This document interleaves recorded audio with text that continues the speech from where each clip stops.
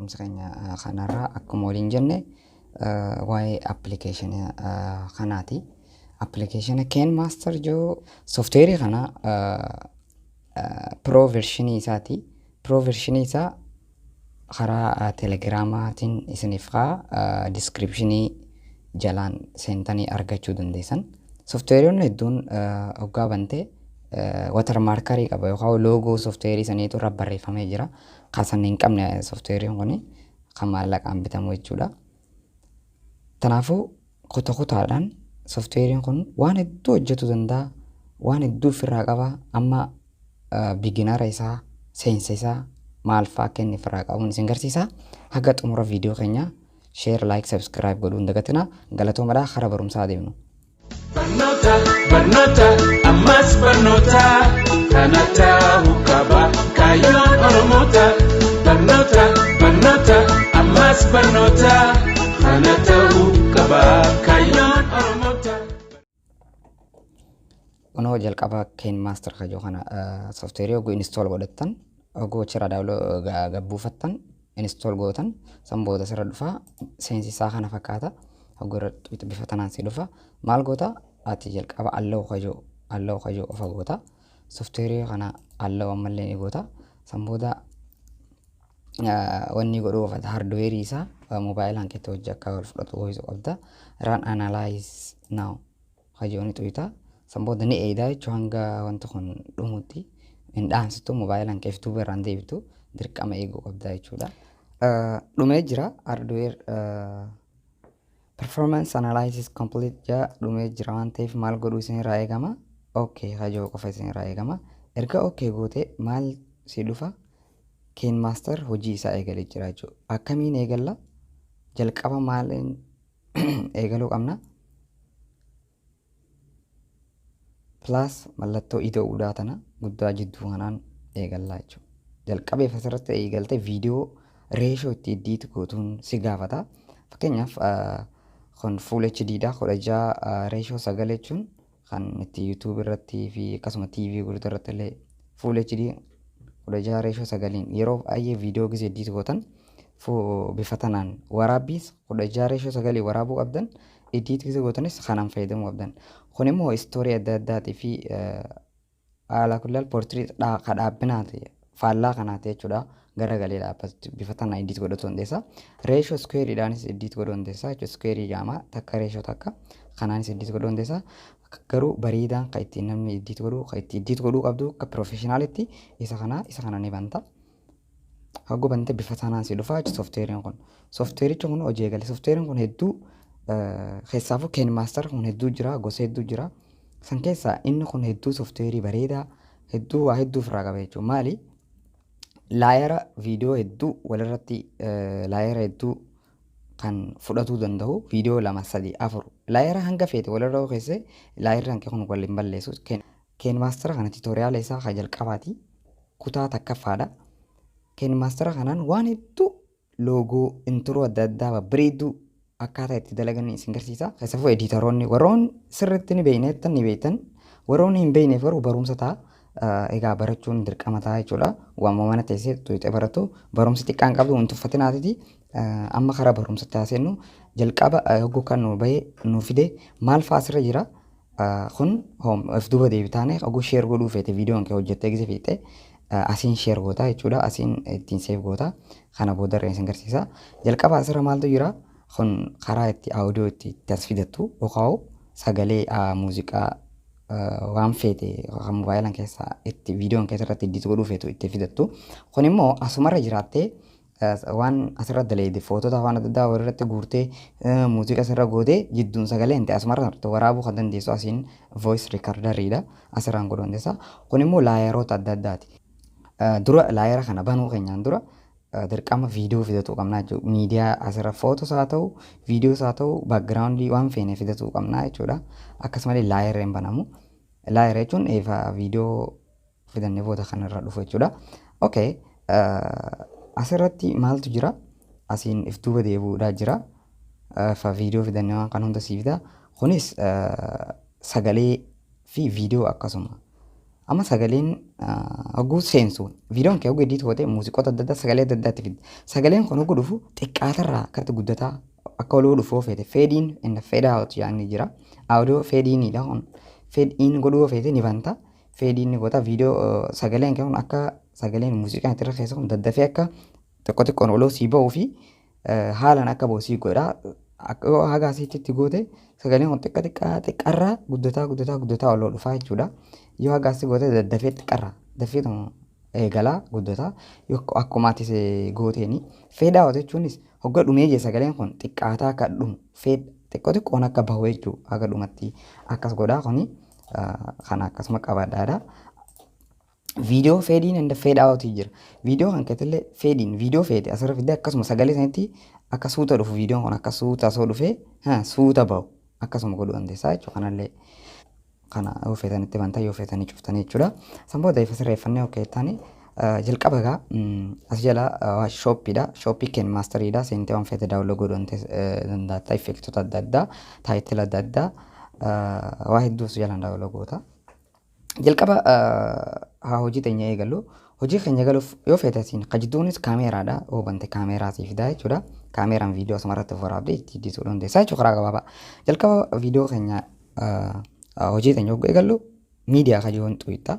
Miidiyaa kajoo xuyite as jala miidiyaa foototaan kee waa'ee yaani gaalariin kee guutuu siif bana. Gaalariin kee erga siif banee maal goota waan fudhachuu feetu san ni ilaallata jechuudha. Kan fudhachuu feetu as keessa ilaaltee fudhatta. Fakkeenyaaf amma tokko ilaalee fudhadhu. Fakkeenyaaf amma haabanu fooldara kana keessa viidiyoo takka fudhadhu. Viidiyoo fakkeenyaaf viidiyoo kana fudhadhu. Viidiyoo kana ni fudhadha. Okkee taani. Erga okkee ittiin booda viidiyoon bifa tanaan si dhufa jechuudha. Kabiraa itti iddoo hundeessaa kanatti kana booda jechuudha viidiyoo biraa. Fakkeenyaaf viidiyoo biraa itti hidhaadhu. Ittiin hidhaa okkee. Manga feete itti iddoo hundeessaa. Viidiyootaan kee erga asirratti fudhattee booda fakkeenyaaf biraa illee itti hidhuu piroojektii keenya yaa'u. Okkee.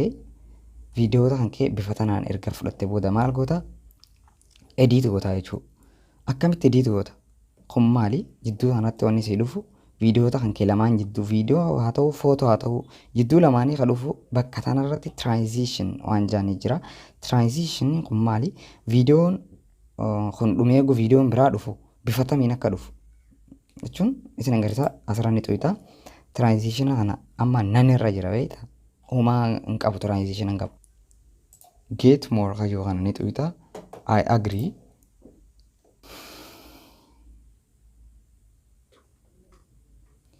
Tiraanziishinota achi keessaa bitattaa ni seentaa. Fakkeenyaaf amma kanarratti ni tuqaa daawwalloo kajoon godha.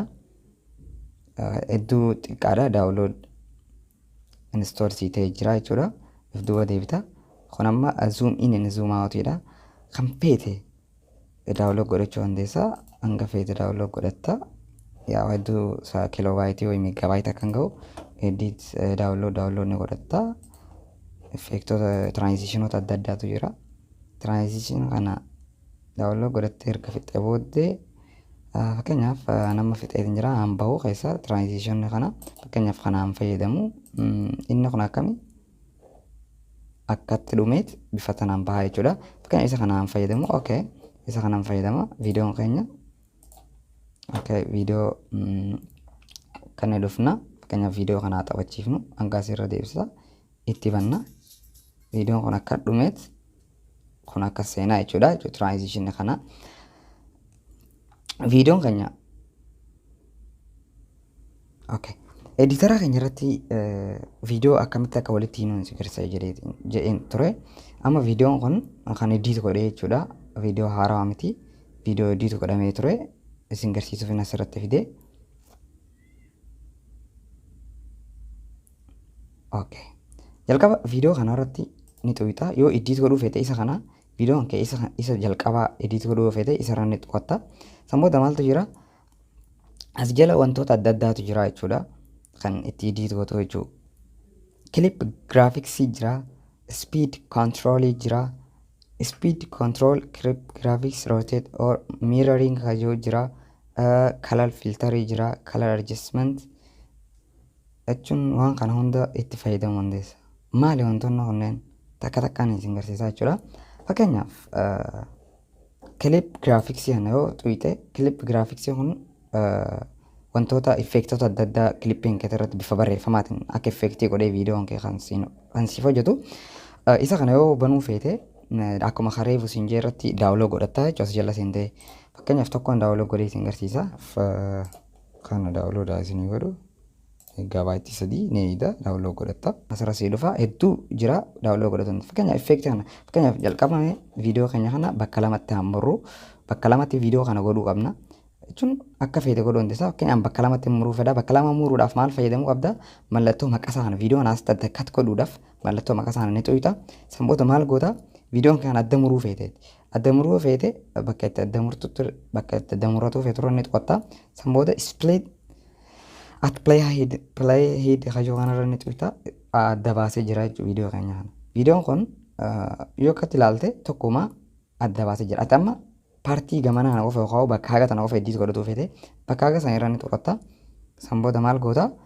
Clip graphics akkuma reefsin jira ni tuyita. Sanboota isa kana irra ni tuyita. Outro da by the way inni kuni output da wantoota inni qabu hedduuf jalaa qaba effektii haga inni qabu kan hunda kafeetta kadas ni fayyadamna. Fakkeenyaaf akka jalqabaa nama fayyadamee sana agarsiisu. Fakkeenyaaf viidiyoo keenya bifa tana godhaa jechuudha. Akkam godha viidiyoo kana akkana ni godha taayitila asirratti taayitila barreeffatu hundeessaa jechuudha. Taayitilaan kee fakkeenyaaf jalqaba kanarratti taayitiliin dhufa. Fakkeenyaaf haan barreessu. Jalqaba barnoota okay. Taayitila keenya kun bifa tanaan nu dhufe. Taayitila kana edit godhuu qabna. Barreeffamni kun barreeffama noormaalaa edit godhuun qaba. Nan dhufa. Maaliin akkamiin edit goona? Mallattoo E tana ni tuyita. Taayitila feete as jalaan filattaa jechuudha. Taayitiloota kan haganaa jira buufata hundeessa. Taayitiloota akkuma effektoota adda addaa buufatu as jalaan buufata hundeessa. Taayitila fakkeenyaaf amma taayitila kana fayyadamu sitti tole ni fayyadamta okay tani yaa okay taayitili jijjiiramee jira. Okay taayitili lammaffaa kajalaa kun amma ka gubbaati. Kajalaa kanarra onoo kajalaa kana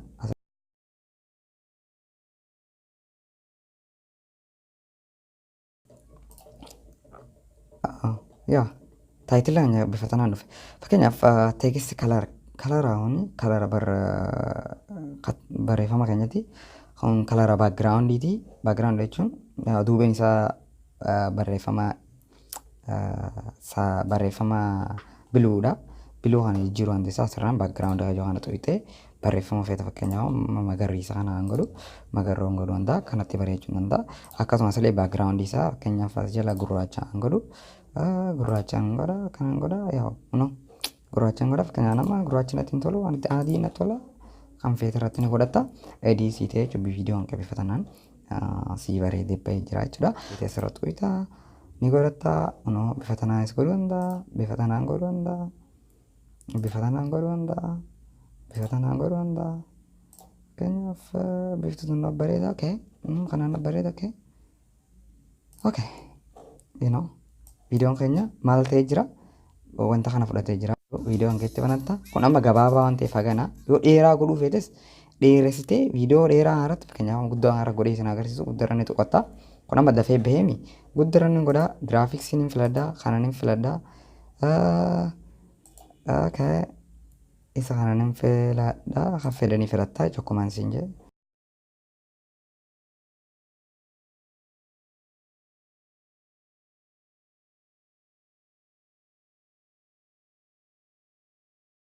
bifa tanaan ni godha okay sanboota okay taani yaa effektiin kun bifa tanaa irratti dhufee jira. Effektii hedduu bareedaadha.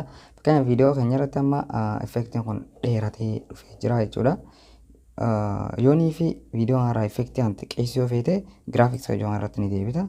Sanboota mallattoo isaa kan as gubbaa kafara bicaa godhee ture. Bicaan kun effektii kana viidiyoo kanarra haga inni taphatuu fedhu.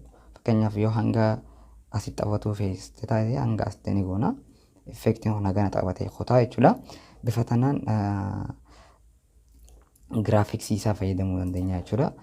Hanga qophii biraatiin walitti deebinu subscribe, like, share gochuun dagatina.